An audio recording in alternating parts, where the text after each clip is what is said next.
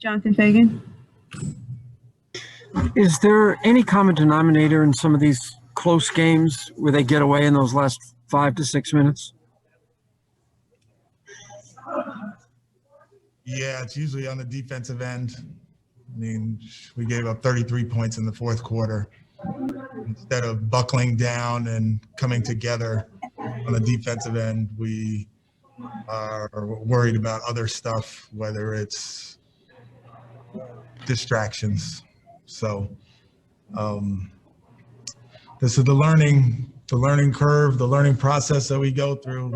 We got to learn how to not allow other stuff to.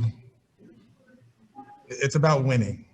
It's about winning in the fourth quarter, and we got to make it about winning. And the ups and downs and all of that with the emotions, we can't allow that to distract us when you're trying to win a game in the fourth quarter. It's got to be everybody on the same page, everybody pulling in the same direction.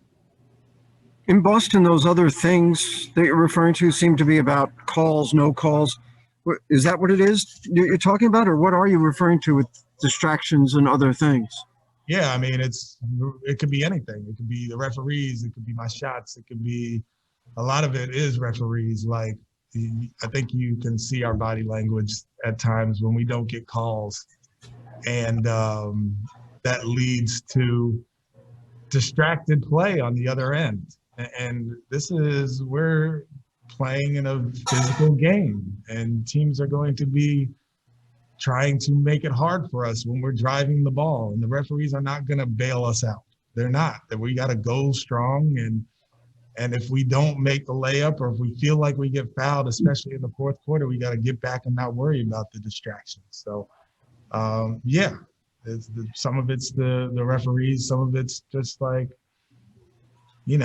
maybe we didn't execute the way that we should have executed, and if we did, then everybody would have felt better. But it's just like a singular attitude at the end of games that you need. And I've been through this before. It's something that you got to learn. Thank you. Alico. Coach kind of talked about pace before the game. It was really key in the third quarter to bring you guys back in the game, but in the fourth quarter, you guys went away from that. How do you find that balance of playing fast and when to go more traditional and have that?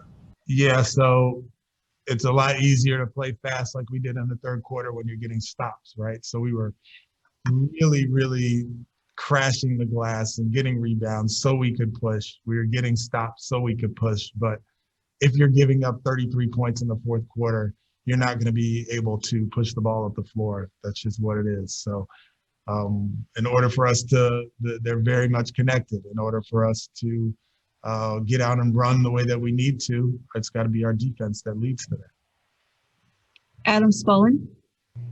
The turnovers tonight, did you feel like those were careless, or did you feel like that was guys trying to make plays when there wasn't a play essentially to be made? A little bit of both. Salman Ali. Hey, Steven, you played Olynyk and Wood in the fourth quarter at the same time. Does their shooting enable you to kind of do creative stuff like that? And what about that lineup do you like specifically? Yeah, I mean, they're both versatile. They both shoot the ball well. They make it hard on the defense as far as who's the five-man going to guard. They're both smart. They put pressure on the defense. You saw Christian with his rolls and points in the paint and that sort of thing where he didn't necessarily shoot the ball well, but he got to the free throw line 13 times. And then Kelly with his ability to stretch the floor and make threes. Just a hard tandem to guard. And they just have to play more together. Brian Bearfield. Coach, with the way that DJ is playing, will we see him more later on in the games, like late fourth quarter? Which DJ? Augustine, excuse me. Possibly. It's he played well in the third quarter, in the fourth quarter especially, and yeah, it's possible.